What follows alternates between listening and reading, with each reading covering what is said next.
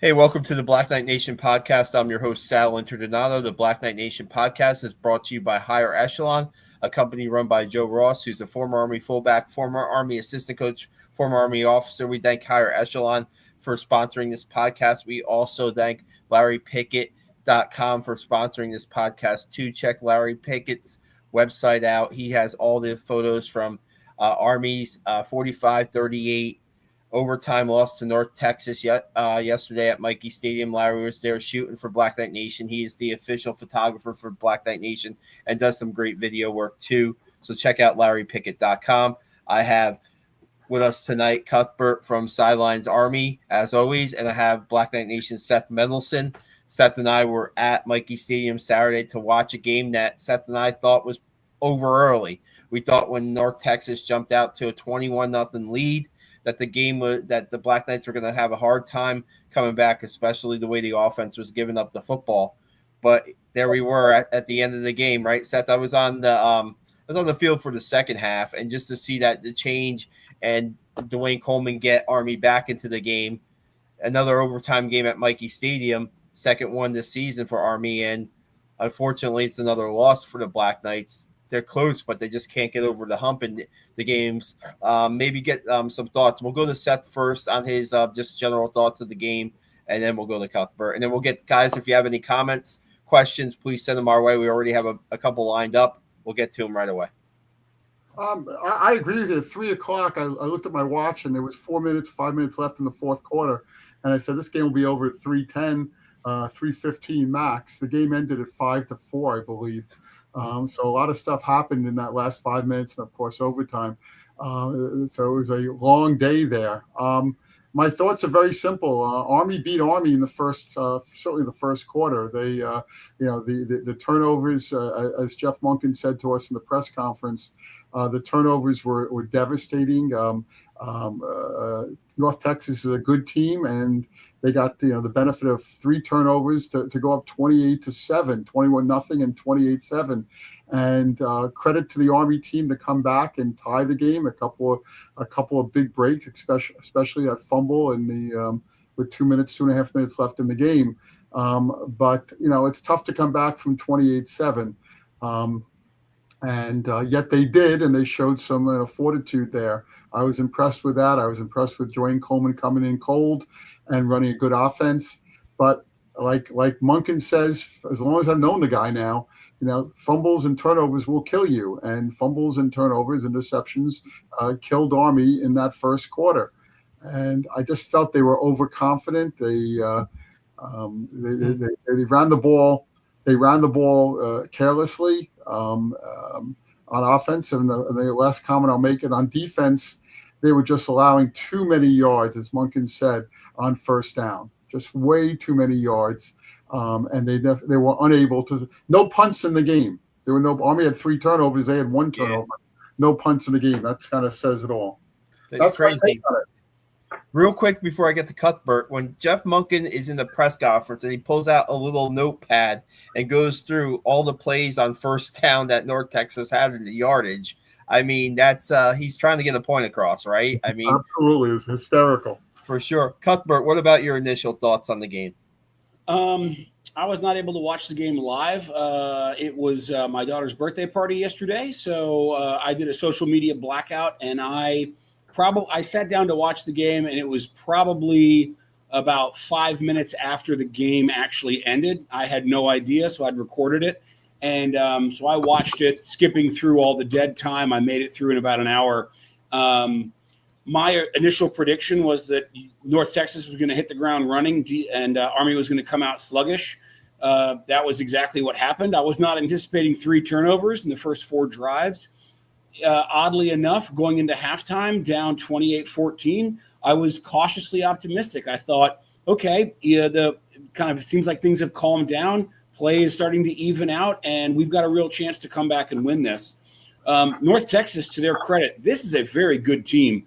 They were such a powerhouse offense in 2024 when they lost their quarterback, their running back, and their star center. I figured they'd be taking a big step backwards in terms of offense. Their defense, which was non-existent last year, was very, very strong this year. It has been in every game. I mean, despite the fact that we put on 38 points, they do have a very stout defense. So all the credit in the world to them.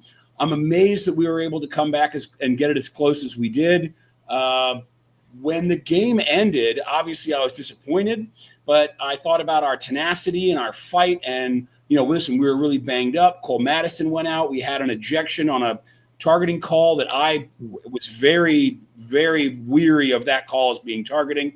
Obviously, we're rotating between Coleman and Helms. Reed went out for a time. He came back in. Boy, what a dog, and the performance he had. Since the game has ended, I have become more critical of Army's performance. As I've thought about it, I've gone back and rewatched a few things. The mistakes just killed us. I mean, I don't care who you are. Army doesn't have the ability to lose a couple of turnovers and make it up. But no team can get 3 turnovers in the first 4 drives, and every single turnover is converted into a touchdown by the opposition and hope to be able to win. So the fact that we were even able to push it to overtime, I think it speaks volumes to the grit and the tenacity of our team. But generally speaking, obviously very disappointed. Yeah, I think that really, if we were looking at this game before kickoff, I thought Army needed a similar performance as it did against Kansas State. Need to play almost near perfect football to beat North Texas. Yeah, they were playing home and not on the road.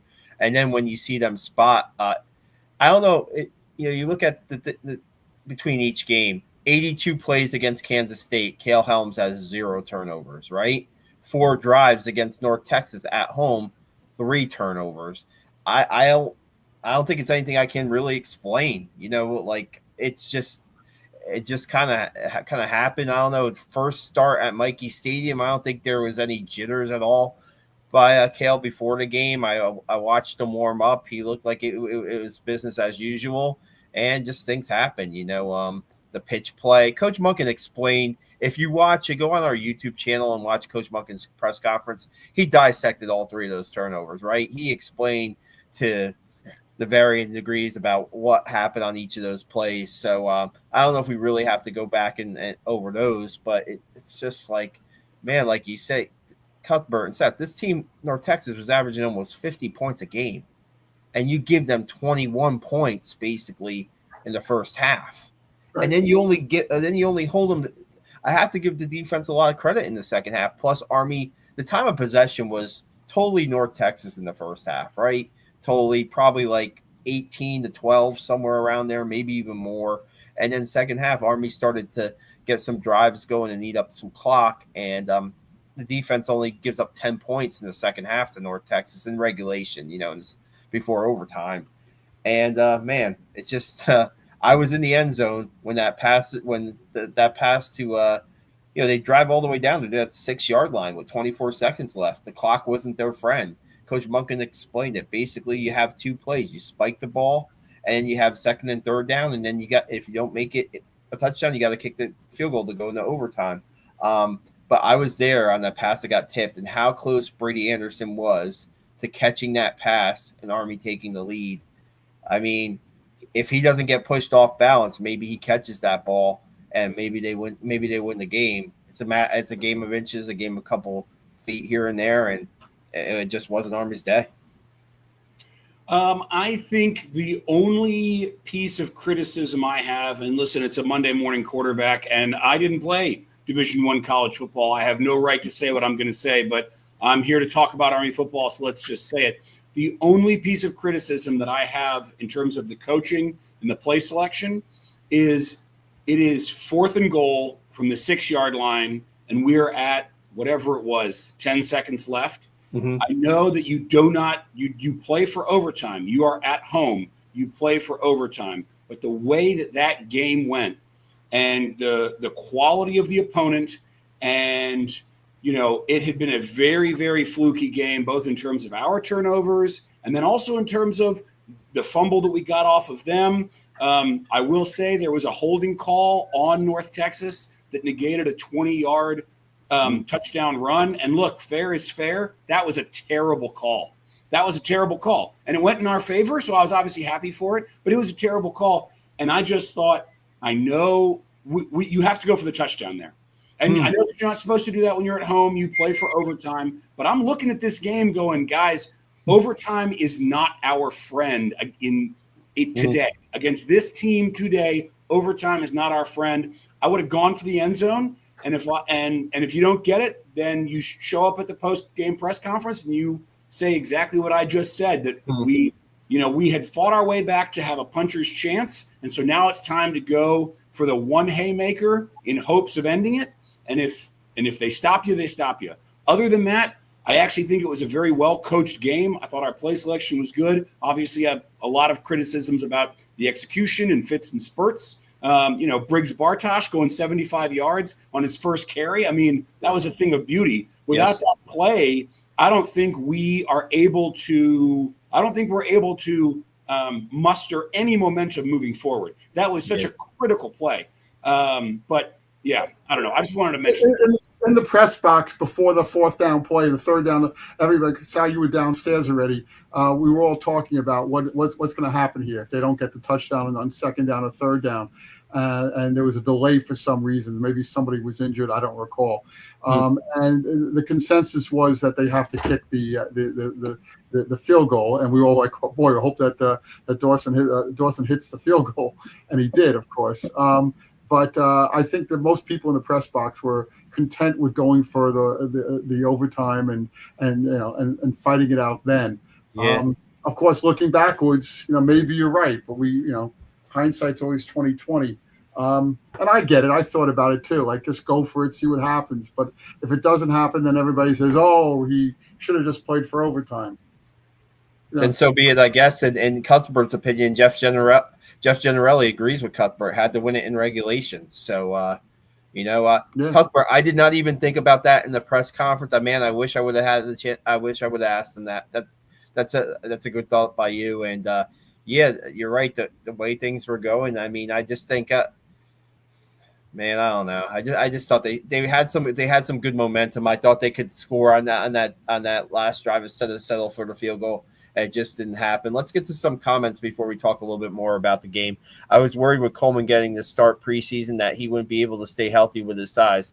2 appearances and 2 early exits for injury, and we've only played 3 games. I believe it was a cramp in the overtime. I could be wrong. So the game against Charlton, it was an ankle sprain, to my knowledge. DC ran hard yesterday. Dwayne Coleman wants his job back. I think he got it. We'll talk about what Army does at quarterback certainly later in the podcast. Both quarterbacks learned the hard way. You cannot turn the ball over. Brian, good point. Ben Davis says too many turnovers. Both losses were caused by too many turnovers, no doubt. 3 in each game. Inside the 5 at the end of regulation. Let's see what Ben Davis says. Felt a little too conservative in the last drive, had first down with 1:30 left, of course. Monday morning quarterback. I was saying this a lot. I agree with that. I think they were too conservative in that last drive. I guess because they put the other quarterback in, Cal went back in. But I noticed that right off the bat. Like, are we talking about the overtime drive, or are we talking I'm about talking about the regulation? I think he is too. The regulation drive. I think we took it. We should have spread it out more, and I thought they were a bit too conservative. Yeah. 24 seconds left. Yeah. I don't know. I look at it like the way Dwayne Coleman was leading the team on the comeback. I thought once you got into overtime and once he got down, I thought it was going to be really hard for Army to win the game. With all due respect, Cal didn't have a good start today, and that's a really tough on a quarterback when you get off to the start of Cal Holmes. I know he's a tough mentally tough player, but when you have to go back into the game that you didn't have success in early, and all of a sudden try to win the game in overtime, that's not easy in my opinion. I don't know. You want to go ahead. I wonder if they would have scored in overtime, whether Monkey would have went for a 2-point try then to the same, to just get the game over with, go for everything. To your point before, just go for it, in a regulation or the overtime. He had the option of going, if they scored, which they didn't, going for the 2-point conversion and either winning or losing it there. I wonder what he would have done, because the second round, you have to go for the 2-point if you get a touchdown. Yeah. Well, and especially given how close we were to getting that touchdown in overtime, that fourth down, I mean, that's, that was my notes here, too high by a touch. That was very, very close to being a touchdown. And, I mean, hindsight is always 20/20, but watching that game, I looked back at the box score afterwards, and Mestamaker, the North Texas quarterback, 26 for 36, 249 yards and a touchdown. I don't know how that's his stat line. I felt like he didn't make any unforced errors yesterday. I felt like just about every pass was exactly where it needed to be. They knew when Army was going to be playing a soft zone. They knew where to pick it apart. I was very impressed with him as a quarterback. I was very impressed with McGill, whose stat line as a running back wasn't even as good as Hawkins's. But I felt like every time McGill got the ball, it was another 5 yards, another 6 yards, another 6 yards, another 5 yards. So their offense was really, really humming. And Nate Woody, who's been really a fantastic defensive coordinator. He had his hands full yesterday, and North Texas, they were ready for us, ready for our schemes. Just tough to make decisions, at game time. They controlled the offensive line. They controlled their offensive line. When they were on offense, their offensive linemen were creating holes. Even on that touchdown in overtime, that guy went in untouched, from 4 or 5 yards out, whatever it was. He went in untouched. And I could have scored, and that's saying a lot. But they controlled the offensive line, much like Tarleton State did. Interestingly, Kansas State didn't. You think they'd be the team that wouldn't. Hey, let's give North Texas credit. The quarterback is dynamite. He's a redshirt freshman. These two running backs, like you just said, had really good games. This team's 4-0. They're a contender to win the conference. There's a lot of good teams in the conference this year. Memphis and Navy and South Florida, of course. They're one of them. So, we took them to overtime, and we scored 38 points against them in regulation. Where in the rest of the other 3 games, they've given up 30 points in total? 40 points in total, I think. Well, okay, 40 points in total. We matched that. So in regulation. So, like Munkin said yesterday, boy, if we didn't turn the ball over, he thinks he could have gone head-to-head with them on touchdowns. They would have drove down. It was definitely going to be an offensive game all the way through. Yeah. I think one thing we want to mention before we go too much farther, Army is the defending American Conference champion. They had an 8-0 record last season, and they won the championship game against Tulane. This is their first loss in the American Conference as an American Conference member. So just something to mention there. It's just when you're so close to winning, the odds of you winning the game when you're down 21-0 and 28-7 are probably almost 1%, right? Or really low 2%. You get it to a tie game, and you just can't finish it. And Casey Larkin said that in the press conference, right, Seth? We gotta we finish these games. We can't just get to the overtime or get to the end where we're playing back and forth with a team. We got to be the better team. And I know that Army prides itself on the fourth quarter Warriors and winning the fourth quarter. And did they win the fourth quarter against North Texas yesterday? I think they did. They got to overtime, but they just couldn't find a way to get that second win. And now you look at a quick turnaround, a quick week that we'll talk about. Now you got to play East Carolina, who's 2-2. They got beat up by BYU on Saturday night. But they're playing at home. You got to travel to East Carolina. Not a crazy trip, but still you got to play a Thursday night game, and you got some guys banged up. We'll talk about that too in a little bit. This was a hard-fought game against North Texas. Yes, North Texas had skilled players, and yes, they had some big plays where they weren't. It was being down on the field. There was a pretty physical game too. Army's been in 3 straight physical games, and it's starting to take its toll on the team a little bit. So. you guys want to talk about the quarterback situation now? You want to get to that, or do you want to talk about anything else in the game that you want to mention?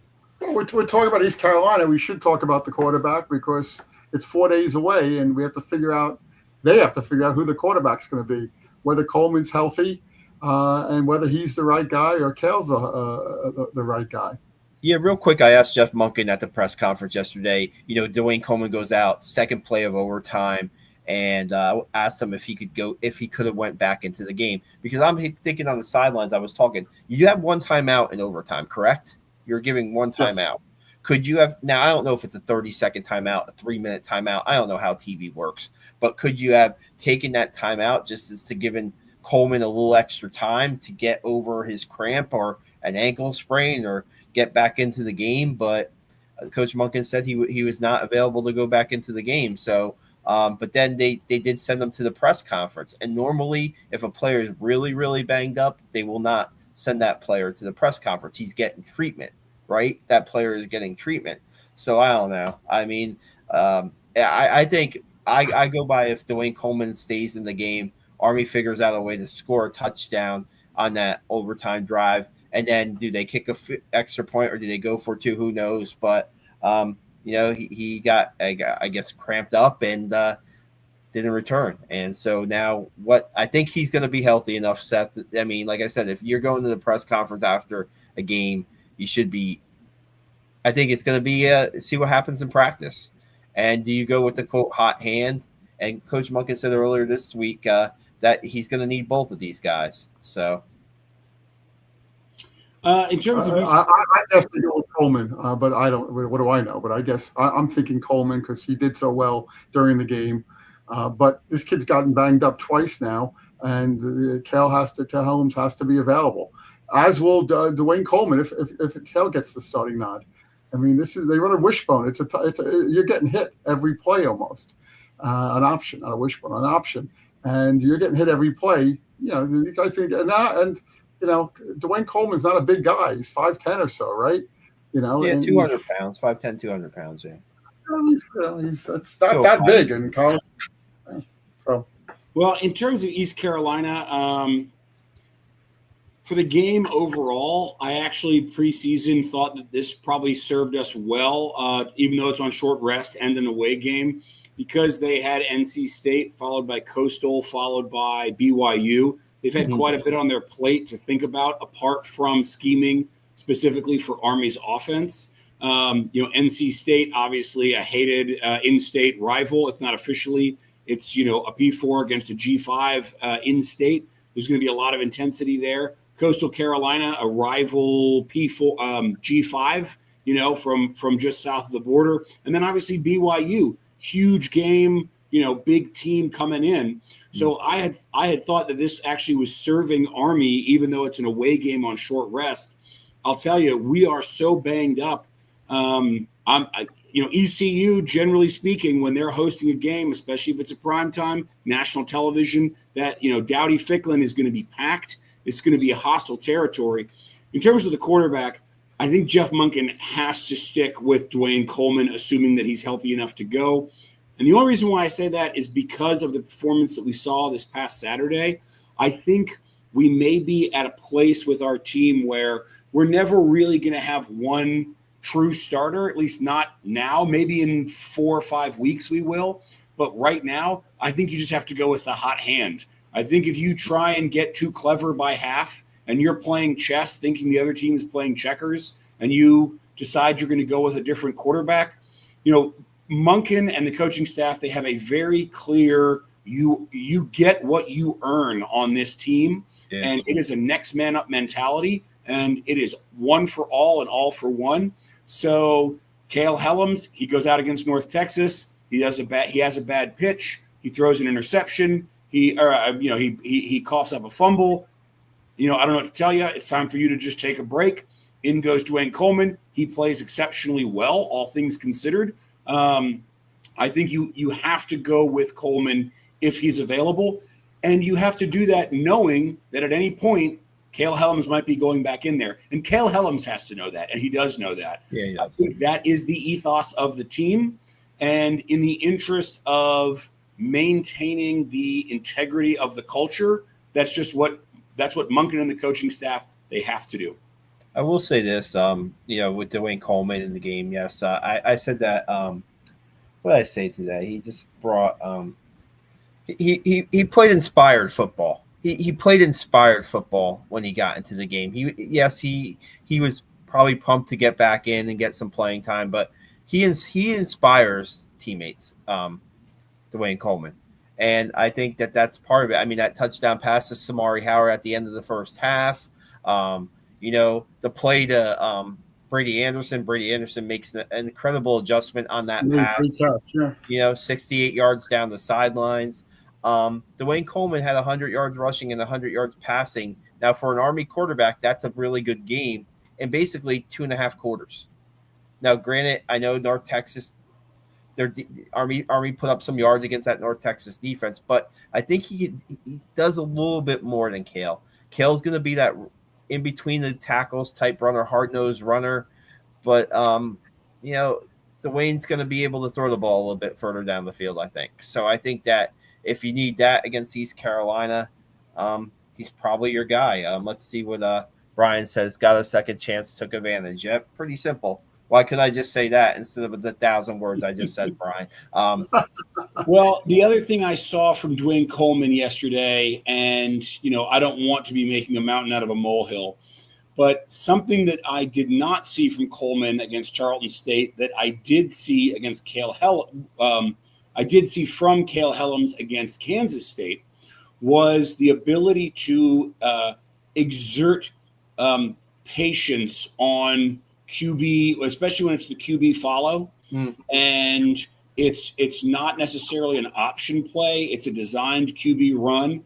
And basically he's going off tackle and he's waiting for the last moment to find that hole and pick his spot and hopefully steal 3 or 4 yards, as opposed to having a designated hole that you hit hard and maybe you get 2 yards and maybe you get 1 and maybe you don't get any. Yeah. I saw that yesterday from Dwayne Coleman. Again, this is an unscientific, anecdotal, just me watching the game, taking notes. But I was very, very happy to see that. He is not a power runner the way Bryson Daly was. But he's very nimble. He's good in the pocket. I think we saw some great passing yesterday. He had to pass more than we would have liked him to. Ended up going 6 for 11. But, when you're fighting from behind, that's the position that you get put in. So I was very impressed with his performance yesterday. I'm hoping it was just cramps at the end and it wasn't he retwisted an ankle or rolled it or something like that. We're just going to have to see 4 days, short rest, last of the hard. Let's see, national champions of toughness. Let's see what we can do. Yeah, no doubt. He wasn't limping at all. He in the press conference when he came in and when he left, he looked like, my guess it was a cramp too. So I guess Monken felt maybe he was still cramped up when the plays were going on. So he definitely, definitely was not limping at all. Yeah, and it's just the timing of these, like the timing of Dwayne Coleman's, injuries in these overtimes or late in the games hasn't been ideal. Stuff happens, unfortunately. It's been unlucky. It's been absolutely unlucky with getting hurt in both, getting taken out, having to lead the game in both of those overtimes. I was going to look this up now. I probably should have done it before the podcast, but do you know that Seth mentioned, let's do a quick, some numbers by the numbers, 0 punts. Seth mentioned that. I don't know when the last time that's happened in the Army football game. I know maybe Army's done it, but I don't know if the other team's done it. But they were 1 rushing yard away from having 300-yard rushers in the game. They had Coleman, they had Hayden Reed, and Briggs Bartosh had 99 yards. So they're 1 Briggs Bartosh rushing, and I think that's happened. That definitely has happened in Army football history, but it doesn't happen too often when you get 3. Normally, it happens against maybe the FCS teams, right? When a guy comes off the bench, maybe in the second half and breaks off a couple big runs against the FCS teams. Doesn't really happen too much against an FBS team. I wonder the last time Army had 300-yard rushers in a game against the FBS team. That's for another podcast probably. But I did want to talk about Hayden Reed real quick. I mean, I thought when Hayden Reed was helped off the field, I wasn't sure that he was coming back into the game. I know he got banged up against Kansas State on that fourth down run when he had that important fourth down conversion in the second half. And Monken even said that he didn't practice a lot this week.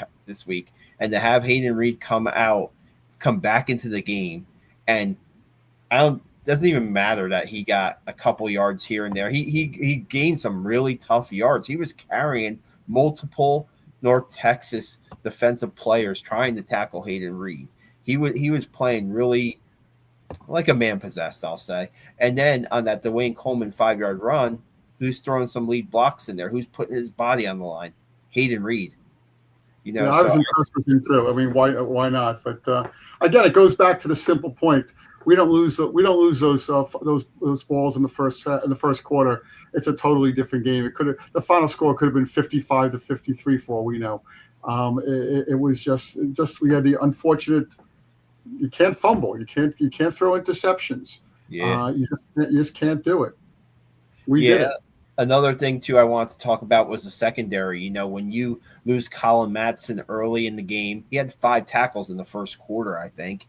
And he had that one play where he gets it was a short yardage play. I don't know if it's third or fourth down. He gets good penetration. He slows down the guy. There's nobody there to help him out, and they move the chains, but he gets hurt and doesn't return. I'm not sure what the injury is with Madison, but he was a guy who was the national player of the week for that Kansas State game. He's a very important guy. Now Steve Nadozie comes in for him, and Steve Nadozie causes the fumble in the fourth quarter. That's very important. So Monken said, we the guys that are behind those guys, but Justin Weaver being lost after that, targeting hit. That's your starting corner out there, And Justin Weaver is a physical guy. He likes to get in the middle of it. He likes to tackle. He likes to hit. And that one, he wasn't able to play the rest of the game. And that kind of, regardless, there's Seth and Cuthbert, there's a reason why these guys are the starters, right? So you hope the number 2s can come in and play as almost as well as the starters. But there's a reason why these guys are out with the first team, and to have 2 of your 4 starting secondary go out. I thought Army's defense did okay considering they had those guys missing. Well, getting back to the original question about Hayden Reed, just to take a moment on that, I think, and look, this is obviously hyperbole. It's just a football game. Let's not overthink it here. But really a Herculean effort from him. We know that he's been banged up this season. He went out of the game. He ended up coming back. He's busted up. And to deliver what he delivered in terms of rushing yards, he's at almost 6 yards a carry. He had a touchdown. He's blocking. He's really he seems to me to be a player who is in his first season. He sees the horizon is in front of him. He knows that this is it for him. This is his season. Mm-hmm. This is his football career. And he has been through quite a bit at the academy.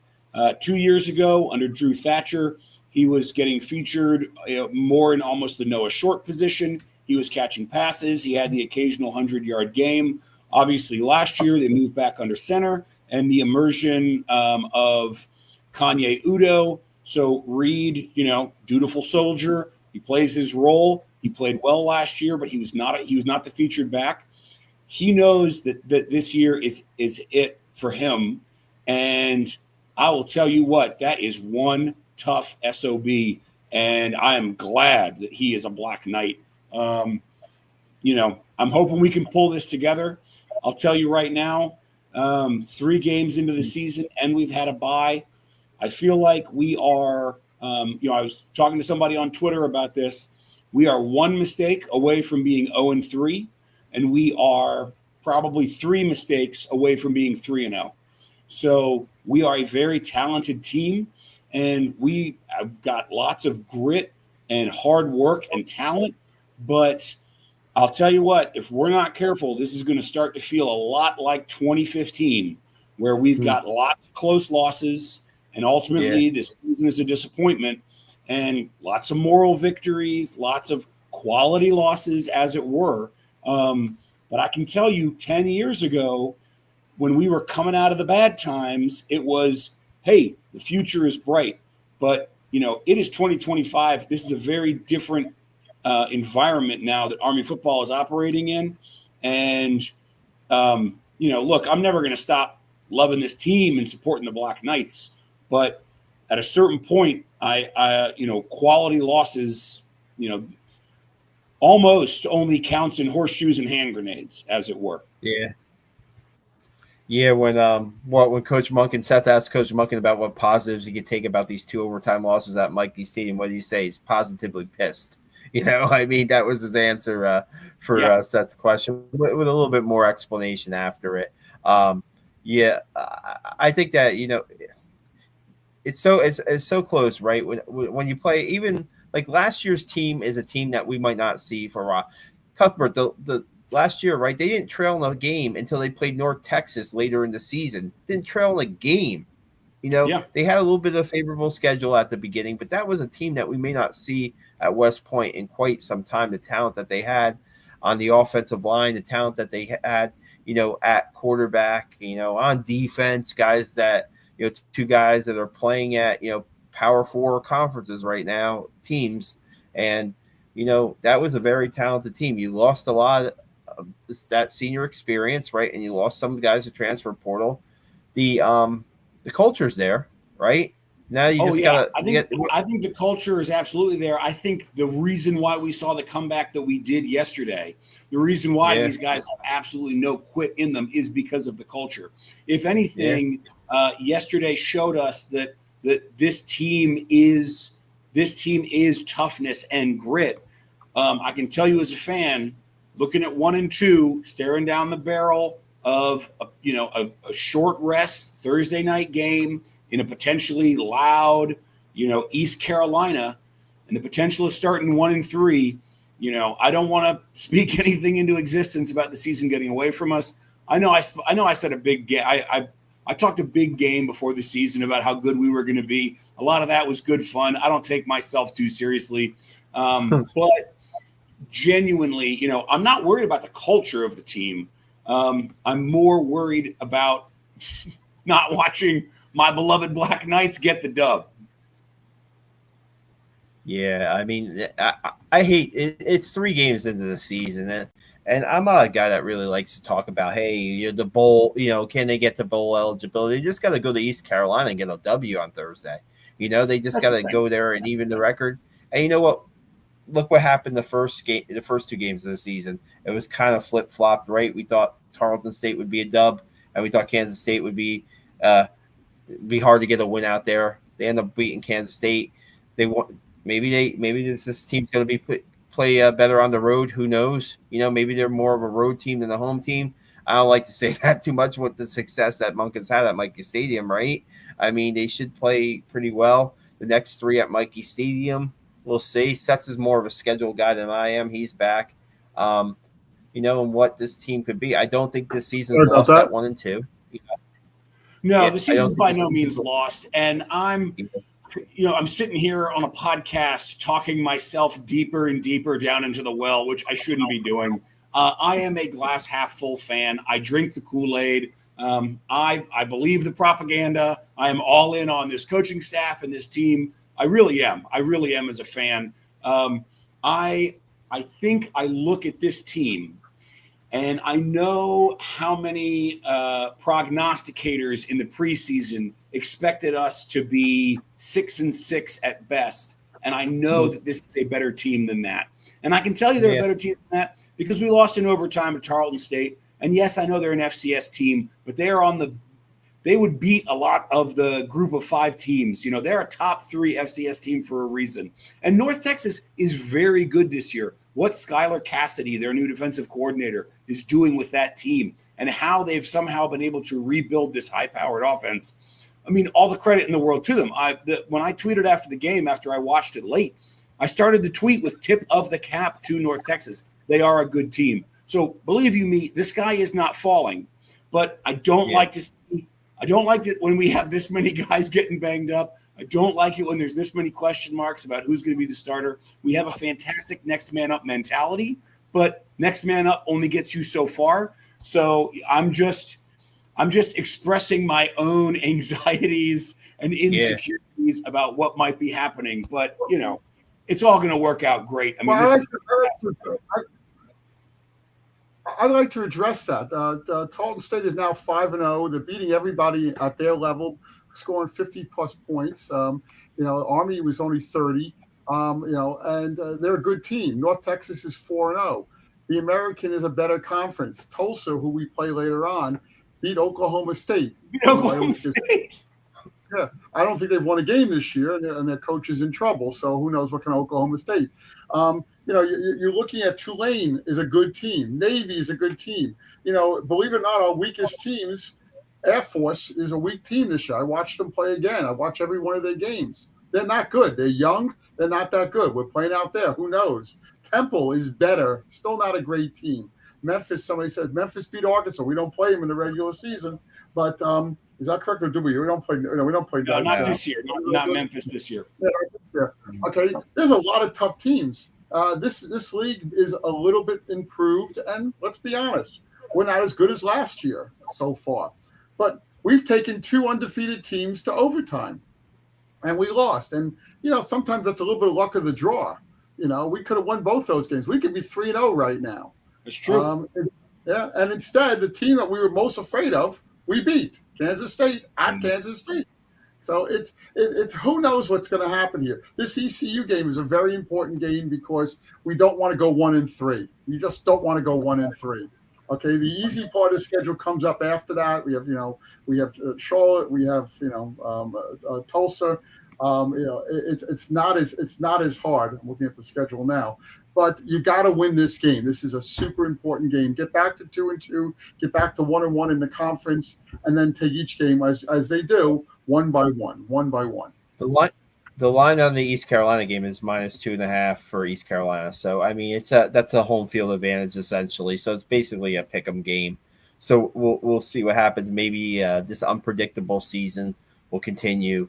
You look at if the American played last year like it has this year, Army would have been in the college football playoff. It's as simple as that. With the American knocking off these Power 4 teams early this year, there's a list. There's at least 7 or 8 wins maybe by the American over Power 4 teams so far this year. I think I saw a list of it.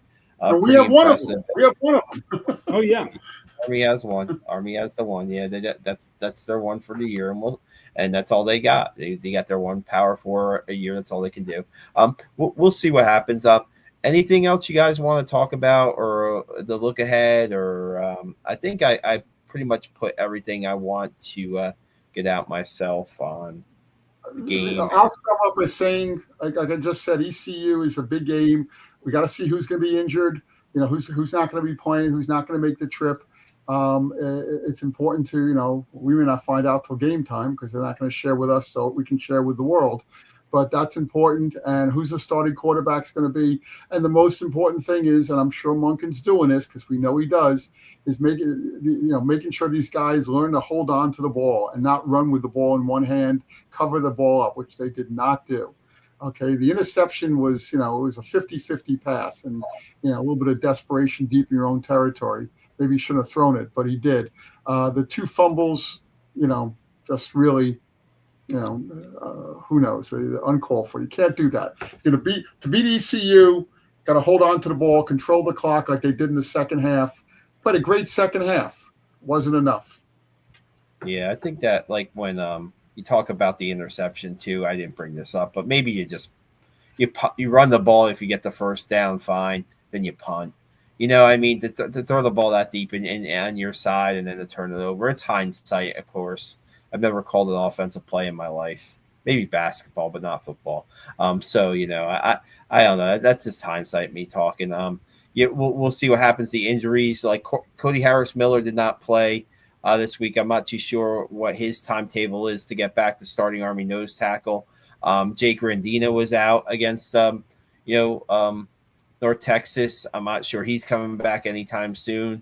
So, and then now we shift to Colin Madison and see what his status is and go from there. I think that this year maybe more than they would like, some young players that they would rather not be pressed into action might have to be pressed into action. We might see some freshmen or sophomores that might have to get into the game because the depth is, that's where the depth is. Normally what Seth and Cuthbert, they carry a lot of freshmen on the team. Freshmen represent more than half the roster, so.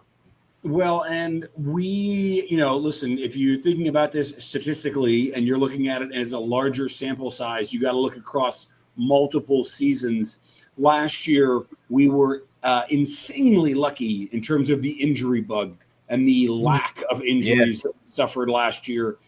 Bryson Daly, obviously, he got a little banged up or was maybe under the weather, TBD, and missed a game. But apart from that, the offensive line was stout. The running back core was stout. The defense, Cody Harris-Miller, I think, maybe was out, maybe Notre Dame. And I think there was one more defensive lineman maybe we got out late in last season. But other than that, Kyle Lewis, yes. Other than that, we made it through almost all of last year injury-free. It's like, well, the chickens come home to roost. And for every year that you have a statistically low number of injuries, you're going to have a year with a statistically high number of injuries. And, maybe that's this year, and that's just what we're going to have to deal with. We're going to have to go next man up and, time to put your knuckle into the dirt and forge ahead. I agree. No doubt. Can Noah give us a thumbs up if he's watching? Yeah, we haven't seen Noah Short yet on the podcast. Hey, guys, if you're watching right now, check our YouTube channel out. We have we have all the press conferences, Coach Monken, Briggs Bartosh, Dwayne Coleman, and Casey Larkin. Those are all up there. There's some YouTube shorts up there. Some I got to add.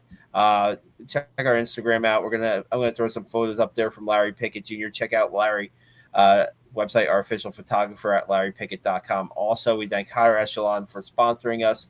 Now, we will not be here Thursday night, I don't think. I think I'm going to try to be available for Thursday night. We'll probably come back maybe Friday night, maybe to review the East Carolina game. It's kind of the TBD, guys, but Army's got a big one coming up against the Pirates, and 2-2, 1-2.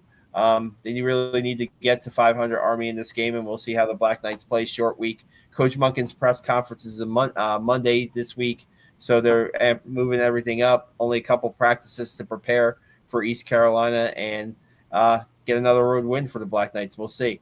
We appreciate everybody, all the guys, all the people watching, for your comments. Thanks so much. Really have to thank Seth Mellison of Black Knight Nation and Cuthbert Hutton from Sidelines Army for joining us tonight. And we'll see you soon on the Black Knight Nation podcast. Go Army. Beat ECU.